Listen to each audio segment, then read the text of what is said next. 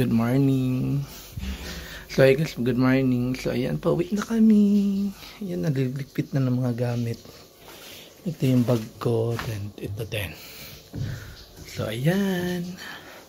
Mamimiss ko yung room na to. Diba? Uwian na. Uwian na.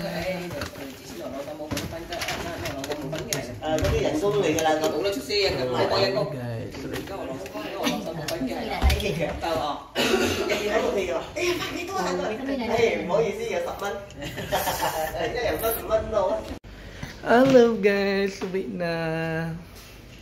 Saan na sa Bicol? Diyan na lang?